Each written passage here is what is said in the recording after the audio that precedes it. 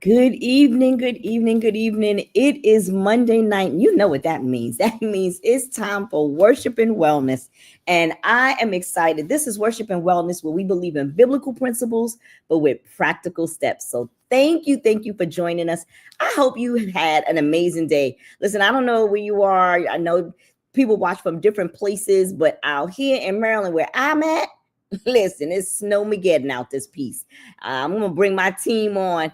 I'm good. Everything is good because I'm inside, but it is nasty. I'd love to hear from you. If you are joining in, please make sure you indicate who you are, where you're at, and how was your day? How did your day in the snow go? Did you end up going to work?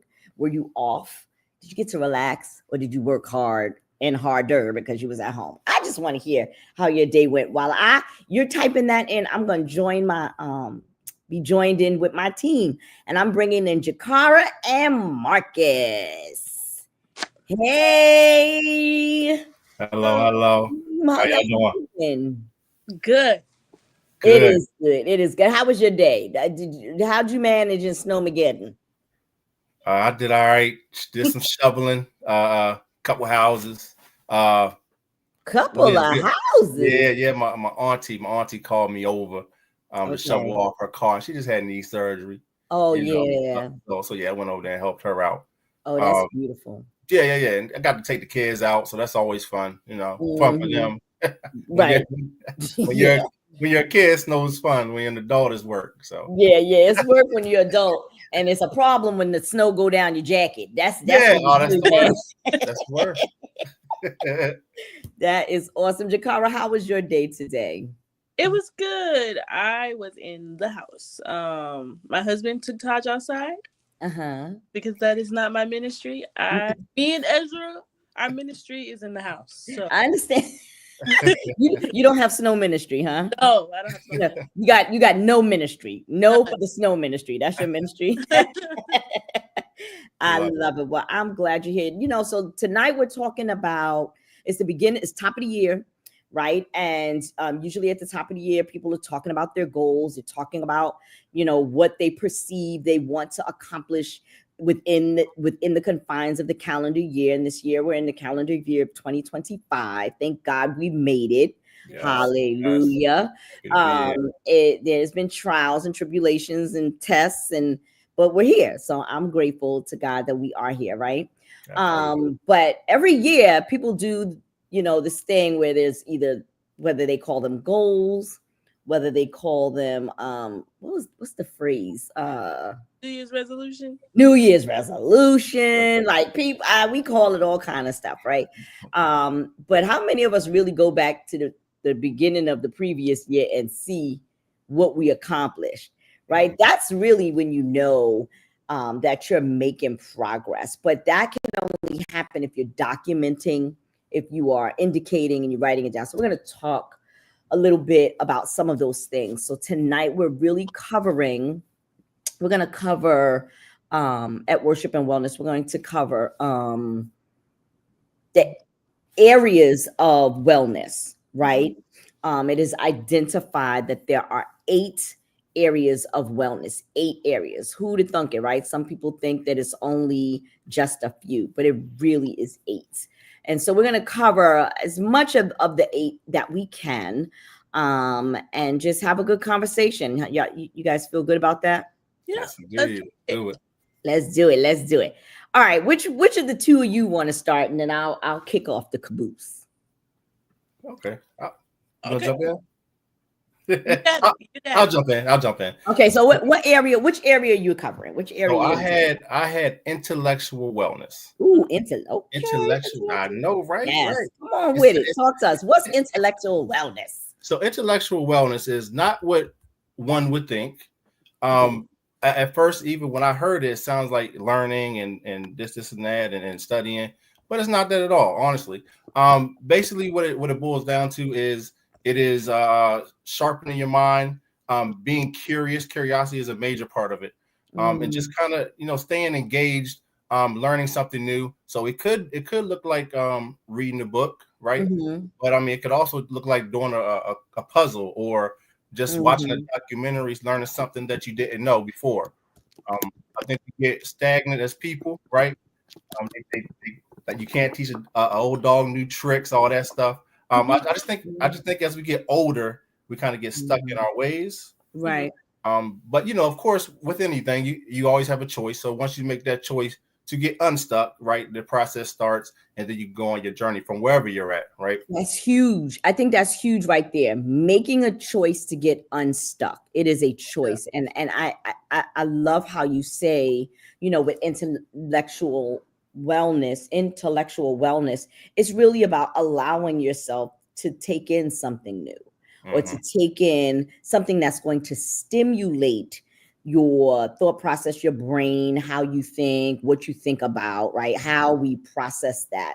But it is a choice, right? To your point, depending on what generation you're in, we do believe those phrases like can't teach your old dog new tricks or this, or we get stuck in this is just how I am. Yeah. This is just how I do things, but it's a choice, right?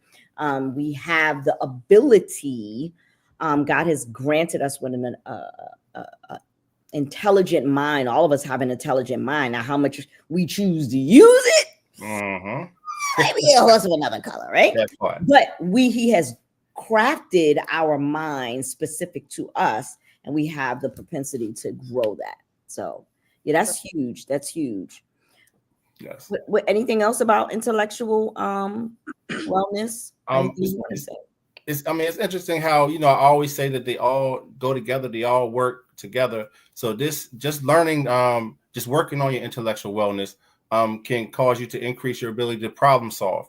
I mean, take on things differently, reframe things, that type of thing. So like I said, it's just about keeping your mind sharp. Yeah. Because we know life gonna throw us some curveballs. I think we've all learned that once or twice. Or 20 or 75. How about 75. Oh yes, even 150. So yeah. So I thought intellectual wellness was a pretty cool draw for me. Thank you for that. And you know what? I actually want to back up just a little bit because I want to highlight what they are, just in case people don't know that there was 8 dimensions of wellness. Okay. And so we have occupational, we have social, we have financial, we have environmental, we have emotional, we have intellectual, physical, and spiritual, right? All of these are different elements or characteristics, if you will, of or dimensions, if you will, of wellness. It's not just mental and physical, which a lot of times are the areas that most of us kind of defer to. And so when you talk about physical wellness, you're looking at healthy habits, with exercise, nutrition, sleep, reduction, right? We know those things.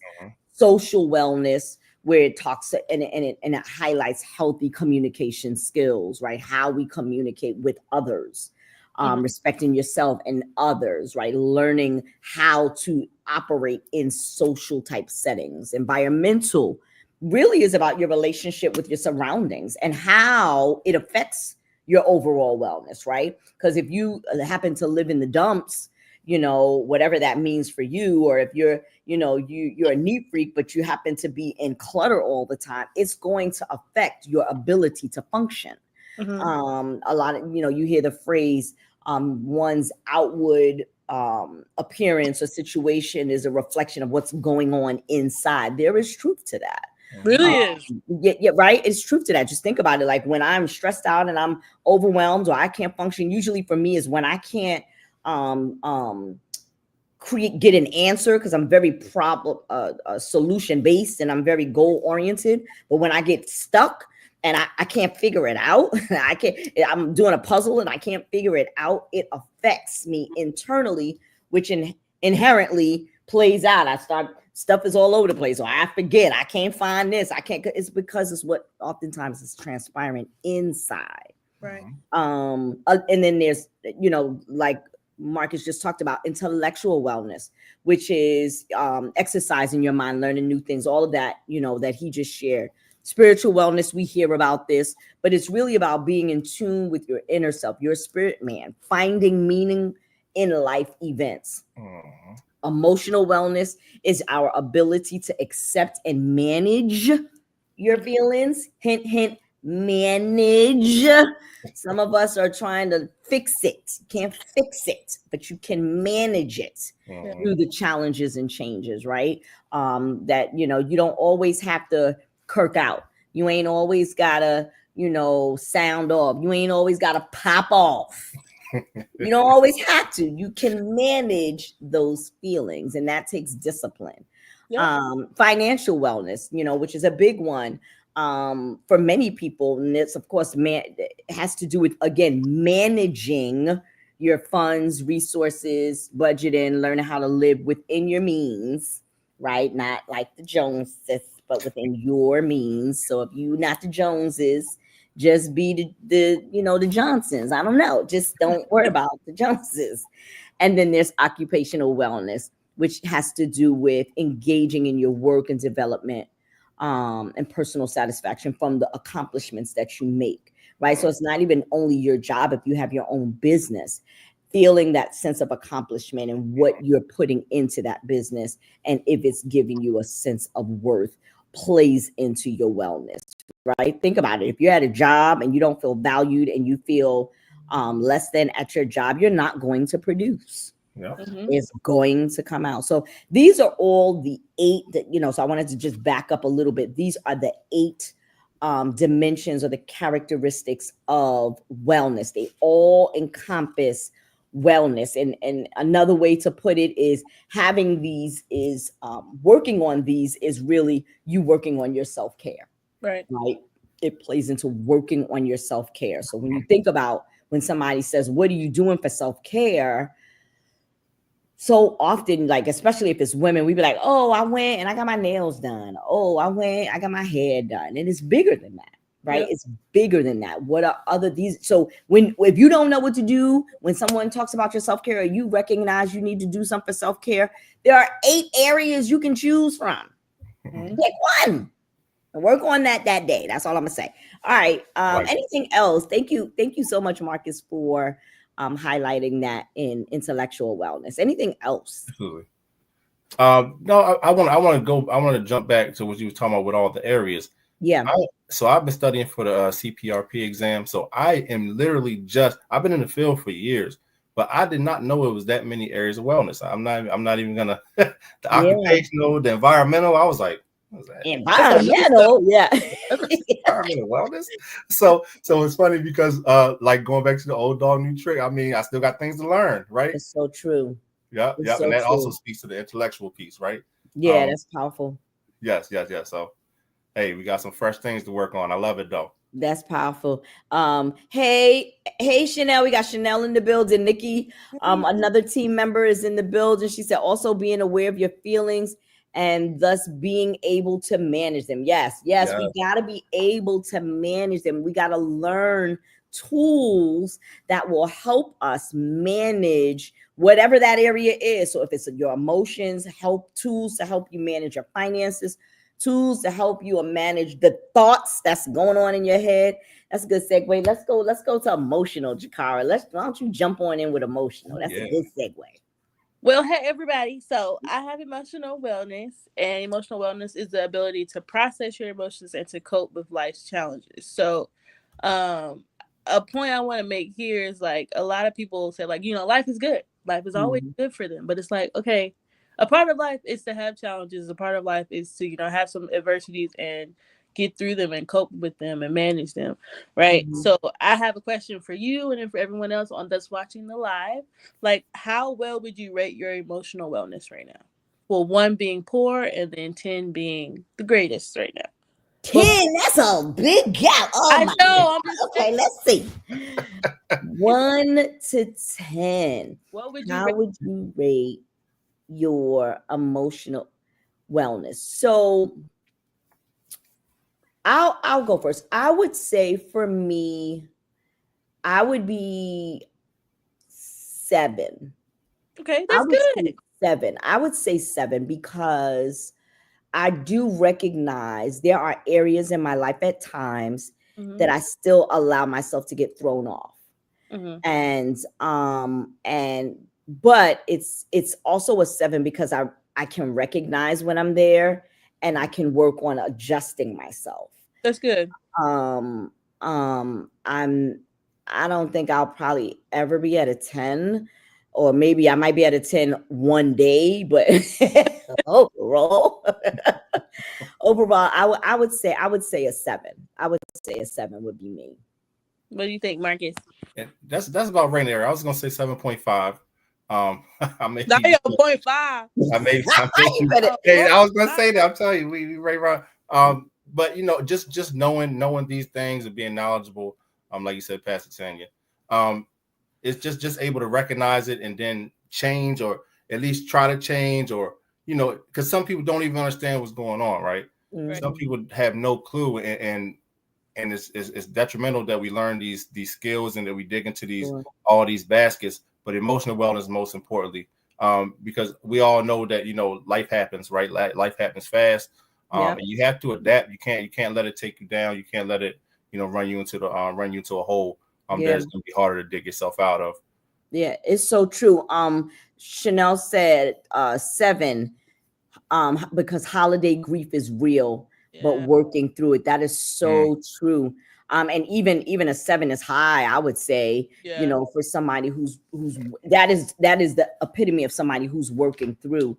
But holiday grief can take people. We talked about it. We talked about it on wellness, on how how people at times struggle with depression, holiday depression or seasonal depression, really, because it doesn't only have to be just the winter holiday. It could be Mother's Day. It could be Easter, for whatever. It's the element of what that holiday brings for that individual, and people have a tendency to tank during those times because it's often affiliated with family, fun times, and for many people, either it denotes to the loss or it denotes to loneliness, and so it just spikes, right? Depression really spikes around those times. So thank you, Chanel, for your transparency. I appreciate that. Yes, 7, because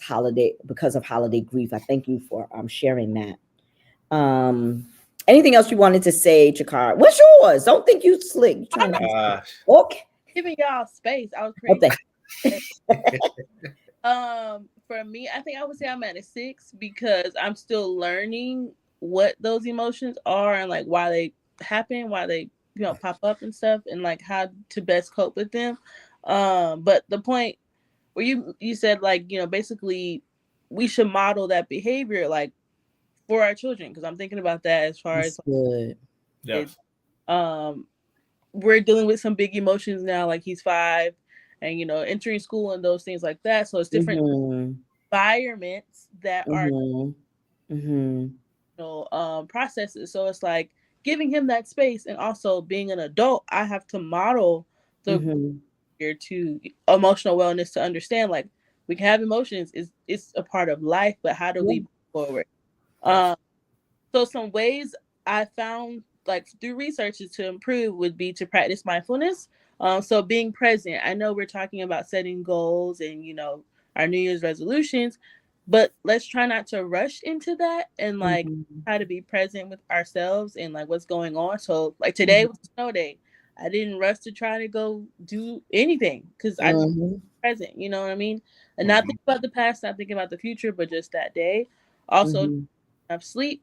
I know it's kind of hard to say, but that is one of my goals, is to establish a better sleep routine, and to consider replacing those negative thoughts with positive thoughts. I think we really harp on, like, well, don't think like that. It's negative, but we're not telling people what to replace it with. So the last question, I'm gonna leave y'all alone, okay, is how do you practice positive self-talk? I don't know that mine is positive. Because mine be like, get it together. You got this. What's wrong with you? Snap out of it. So somebody might be like, that's not really positive. But it's what works for me, right? I'm like, you're right. I would, top loves. Look it up, right? No. So let me say this. Joking, but not joking. There are moments where I do have to do that, right? There are moments. It's not all the time. There are moments. I think self-talk for me is if me and my mirror have a really intimate relationship. And a lot of times when I'm really stressed out, or I'm frustrated, or I'm upset, I allow myself the space, especially if I feel like I can't express myself, right? Because sometimes you may want to express yourself, but you don't have the right environment to do that, or the right support system to do that, or maybe it's just not the right time, but you got to get it out. And so for me, doing it in my mirror as if I'm either talking to the person, or I'm just venting, right? It's really me to my mirror. And the funny thing is, when you see yourself letting it out, you really get into it for some reason. Like, because honestly, the way that happened, that should have never happened that way. Because why would you do that? And then before you know it, you like going in, and then there's a sense of release. But and then the word of God, right, is the other piece to it. I have to fill myself with affirmations of life affirmations. And for me, there are different places people get affirmations from, but for me, it has to be the word of God, or it has to be words of God, meaning through song. Like, so certain songs will feed me, and I have to say it. It's so funny you said this, because I'm not really a morning person. Me neither. And I desire to get up. I desire to go prayer walking. I desire to pray the heavens down in the morning. But I ain't got there yet. I'll just say that. I ain't got there yet. And so what I had started doing at one point was I would go and find actually Cindy Trim. I would put on her prayers, because they're powerful and they move you, and then it shifts me, and now I'm like in a space. And I would just be praying along with her while I was listening to her prayer. And one day the Lord said, no, okay, that's good. Now you open your mouth, because something happens with the affirmation of your words and your mouth that then translates very differently than when you're hearing someone else pray and you are affirming or confirming that prayer. And that, I think, also plays into one's wellness, period. Just that level of self-talk. So that's a lot, but I'm also a very complicated person. So we are like an onion, huh? Layers. So mine isn't gonna hold a match to that. She went in real quick. So I'm pretty good though. I'm a confident person. So I kind of pump, and maybe it's a God thing. We pump ourselves up and kind of shoot affirmations at ourselves regularly. Yeah. Like you the man type stuff, right? Yep. But I mean, it could use some work, right? Because it's a certain level of before confidence, and then being level, right? You don't want to go too far, and then you get into arrogance, right? So I think that's the work for me. Is the humble piece, right? And I find that going to church and in the Word and just definitely praise and worship, it always touches me in a way, that keeps me level. So yeah, that's a good question though. Great question, Jakar. Yeah. I'll answer my own question for y'all. Hop on, please. But I think I'm trying to. It's like flashbacks for me. So like when I get into that point where I'm like I'm doubting myself, or I'm doubting God, or I'm doubting all those things, God will literally like send a flashback to me, and I'm like, you know what, you did that too. That's good. I love it. Okay, he's done that before, and this is positive self-talk too. I have not ever been consistent with being like positive self-talk. I definitely ahead all the time. So like trying to come out of that and embrace the new strengths that I've found in myself. Sure. Is, a goal of mine. But I think the flashbacks or the reminders that God sends to me about my life and the provisions he's made for my mom or my grandmother. You know what I'm saying? So good. Things he's done for me. So it's like, you know what? If he can do that, he can keep going. If he did it before, that's what I hear. He'll do it again. Same God right now, same God back then. So that's good. That's good self-talk right there. See, is that type of stuff that helps to process, get us from point A to point B. All right, I'm gonna jump in and highlight a few others. We won't necessarily go in depth with all of the 8, but here's one that most people are familiar with, which is physical health, right? What I want to say is that you got to take care of your body if you want to run efficiently, right? If you want your car to get up and run, get you from point A to point B, you got to put the right things inside of your body. And keep in mind that there is a strong connection between your body and your mind. They go together. A lot of these go together, like Marcus said. When you're caring for your body, you begin to think and feel better. When you put in the right stuff. Physical, what I wanted to say, physical self-care or physical care, if you will, includes how you, and I said it, how you're feeling your body, but Jakara referenced this. Also, how much sleep are you getting? How much physical activity are you doing? Are you sitting at a computer all day long? What reminders do you need to get up and walk around if you are, if you work remotely, or if you work at work, but you're in front of a computer? You got to remind yourself to move around. Are you going to a gym? Nowadays, you can just download a video, just work with it, do something. And how well are you caring for those physical needs? It also includes attending your appointments. Hint, hint, hint. Some of us are like, I'm not going to the doctor. I don't want to do it. I don't need it. I'm good. But you might need to go, right? Oh, I don't want to hear what they're going to tell me. Well, you know what? The truth of the matter is, if that's your concern, the longer you wait, the more you're giving time for it to get worse. So better to hear what's going on now than at the worst stage. Absolutely. Taking medication, but here's the key: as prescribed, right? As prescribed. Don't be like, oh, my sister got the same medication, I'ma just take this because I got a sinus infection, so I'm gonna take your medication. No, first of all, it's not written for you, and second of all, or worse, right? Like, you're supposed to take 2 pills and you're taking 4 to compensate because you just feel that bad. Take your medications as prescribed. And managing your health are all the parts of your physical care, right? And so with that here, with the areas that I'm going to talk about, I want to give you questions to think about, right? We don't have to answer them all, but if you want to ask yourself, is my physical, am I physically well? Here are questions to assess, right? Whether you might need some improvement in some areas. Are you getting the adequate sleep that you need? Is your diet fueling your body? Or is it draining it, right? Are you taking charge of your health?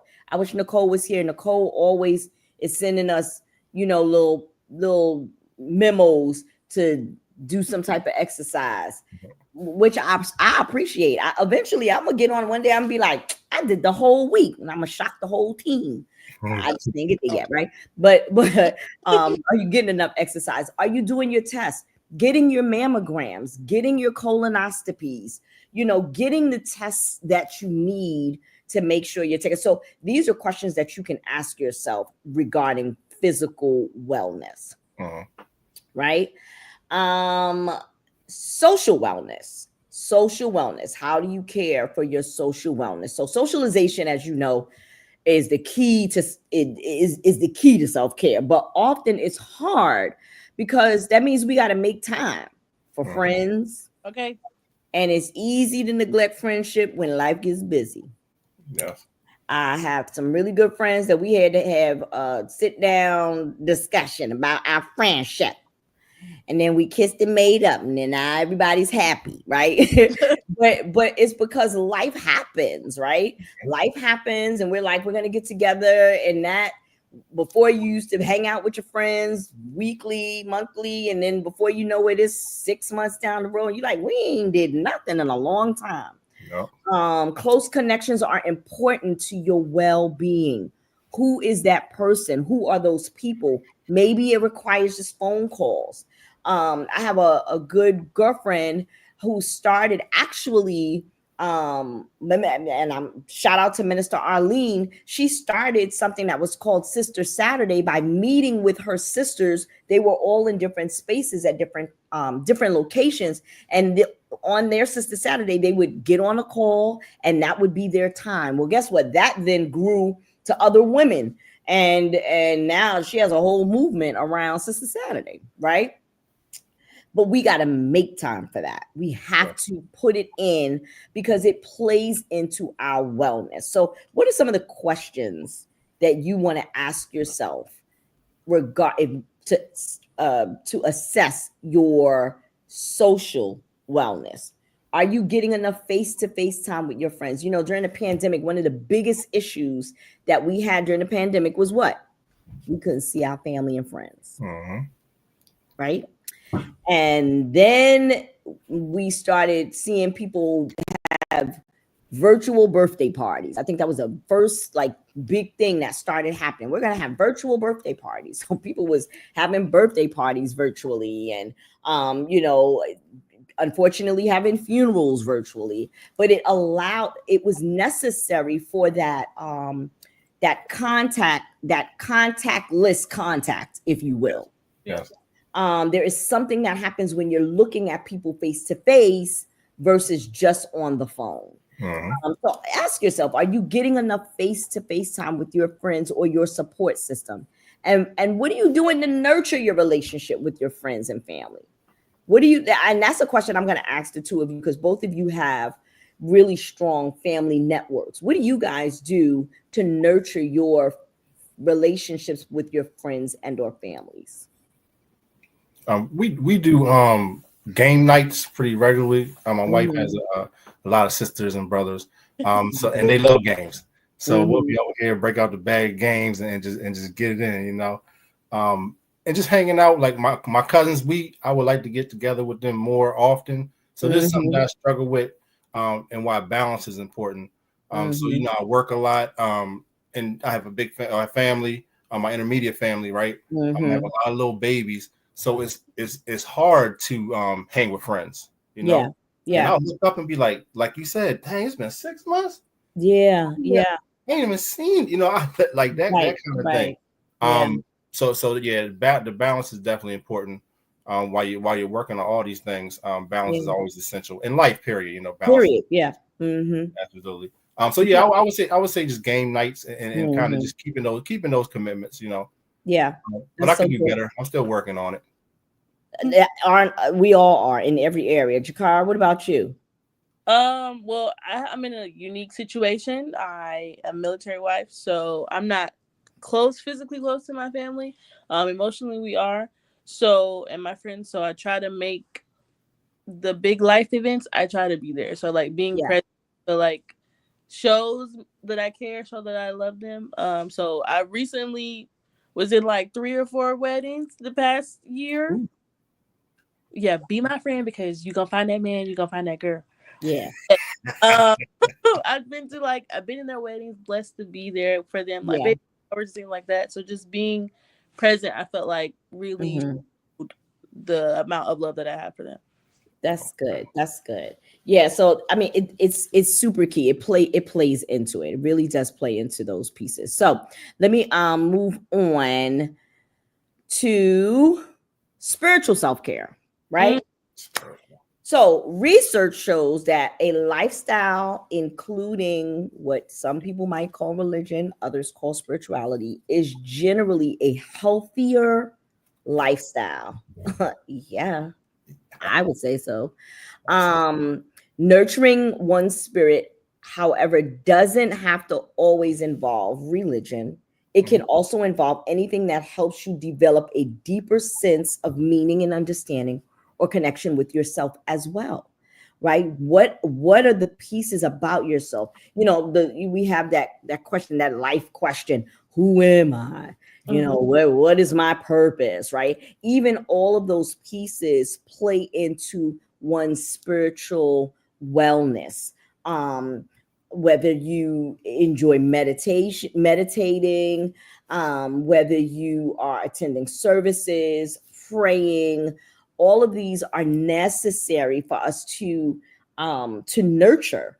And again, we talked about this in almost every area. It is about taking the time and committing to these areas. Doesn't mean you're going to get all 8 right. Right. Doesn't mean you're going to get 4 of them right at the Mhm. same time, right?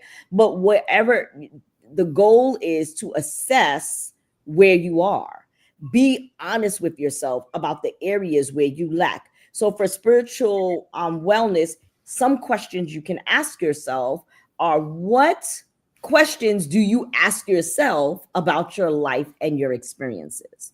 Right? Take the time to be with you for a minute, right? Let this beginning of the calendar year help you to assess you so that you can put yourself in a good position as you're matriculating through the year. Another question is: are you engaging in spiritual practices that you find fulfilling? Mhm. Right? What are you doing? Yes, for some people, just reading the word does it for them. For some people, it's listening to gospel music or inspirational music or watching videos. That we watched The Forge the other night. It's so Such a good. good movie. Um, It was well put together, right? Watching things that's going to edify your spirit, man, and help build you. I'd even say having conversations with, you know, ministers or people like-minded in your circle to talk. We have fig groups, right? We have fig groups. That's an area. Maybe getting in the men's or the women's ministry, having those conversations. You've got to be engaged in spiritual practices that's going to fulfill you. And if you're finding that you're not being fulfilled, you really take a moment to assess your why. But it is self-reflective, right? It requires you to self-reflect. mhm. And so one of the things I wanted to just highlight one thing about Jakari was talking about emotional wellness. A lot of times when we are in a place of panic or anger or anxiety or sadness, sometimes we get so overwhelmed we don't know what to do. True story. My one of my granddaughters um she gets so excited. Like she be like, if there's too much excitement, she starts because she doesn't even know what to do. All that energy is filtering and bouncing all through her body. She don't know what to do. She starts screaming. She tell people to be quiet. She don't know what to do. And sometimes if you are a person who deals with anxiety and you're dealing with having anger, that same concept is transpiring. You got all of this energy that's bouncing within the body. The body's only but so big. Your brain is only but so big. You can only handle but so much. So now you got it's just bouncing off of walls, right? And so now we have a tendency to function in a way that seems to become reactive instead of proactive.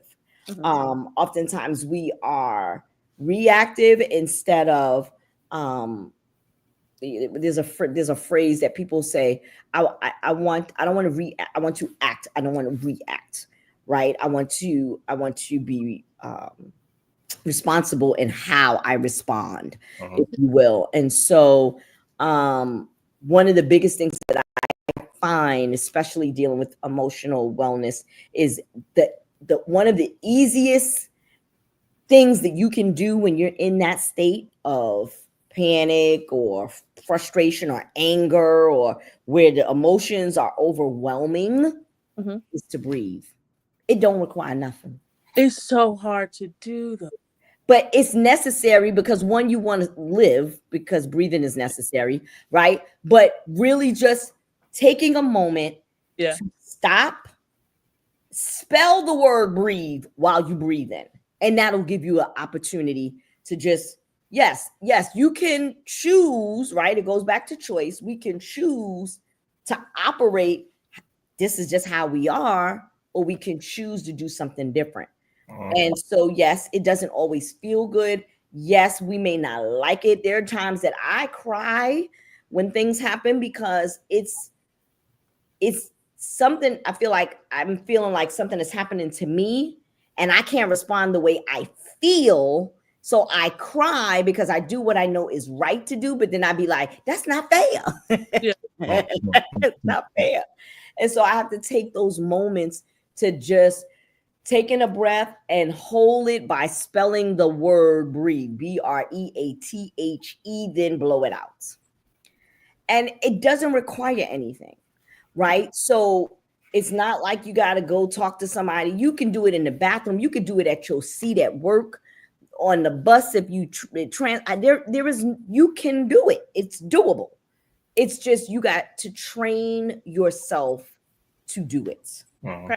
It is exercise and discipline, like everything else.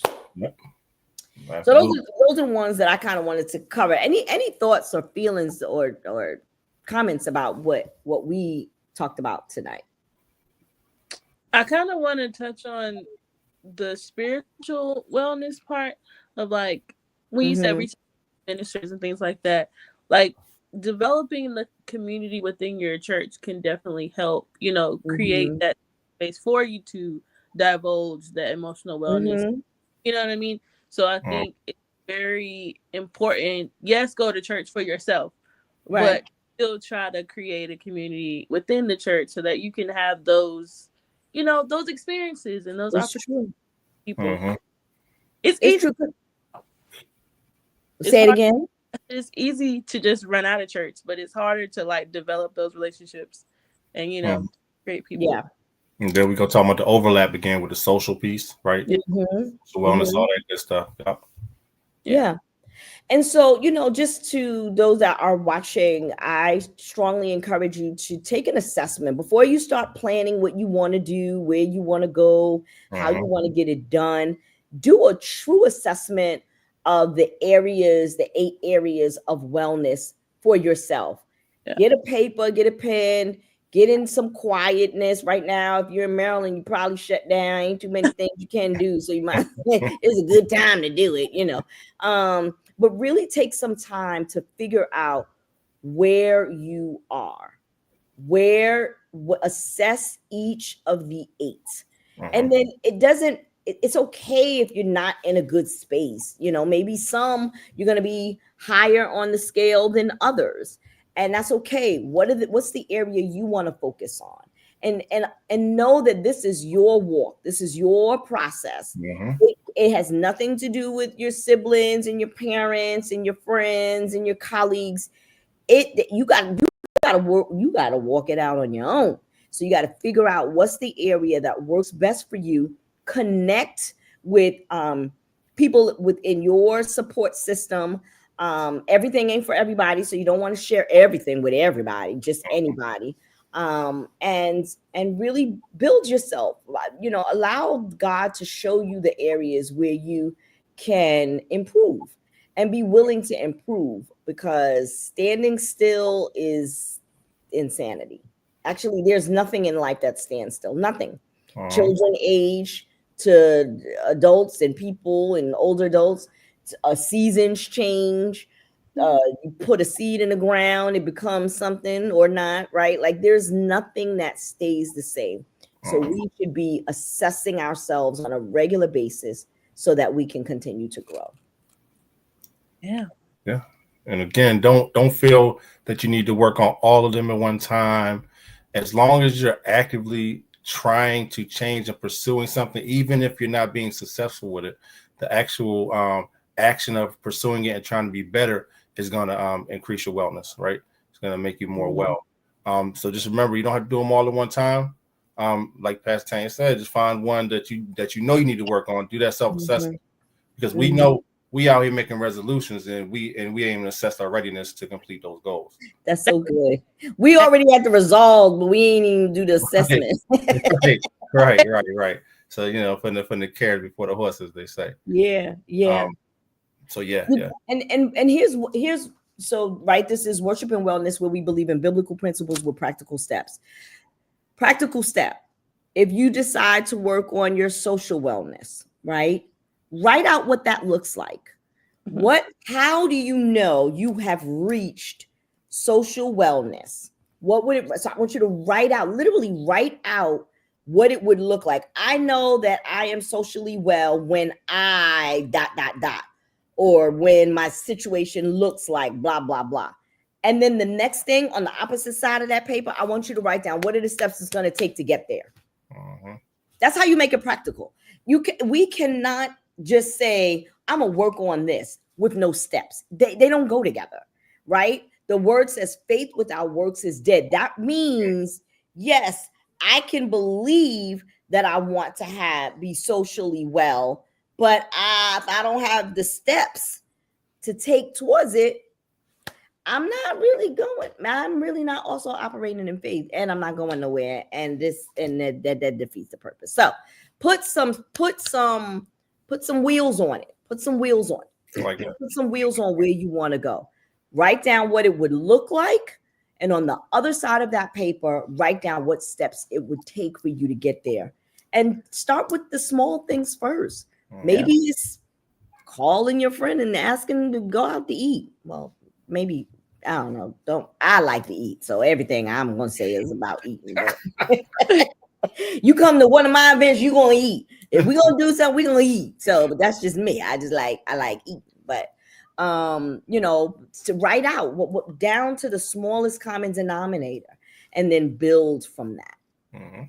But also like reward yourself. So like if you're being consistent, maybe write down what little reward it might be for you, like to give you that consistent motivation to keep doing it. Because it's easy for us to make those resolutions and be like, okay, it's been a month, I don't want to do it anymore. Yeah. You know what? And that's a good point that you said, but if I can even put a little add a comma to that, is know what works for you. Yeah. Because everybody's reward system is different. Exactly. Some people are motivated by getting something. Some people are motivated just by accomplishing something. So know what your motivating factor is, and to Jakara's point, and then reward yourself. What are you motivated? What rewards are you motivated by? Right. And then work towards that. So that's, again, you got to assess though. You got to assess what know it yourself. is. Right? Know yourself. Like, I don't, you know, I've had jobs and people says, "Oh, we're going to give you a recognition paper." I'm like, I don't care about that, but give me some tasks, and I feel like if I can check off them tasks, I feel like I've accomplished something because that's how that's what motivates you. That's my motivator. I can see it. I can see it done. So you got to know what works for you and then work towards that. So thank you for bringing that point up, Jakar. That's so good. It was. Yeah. Well, this has been an amazing worship and wellness. As always, good information. We believe in biblical principles with practical steps. Biblical principles with practical steps. I'm Pastor Tanya. We got Jakara and Marcus.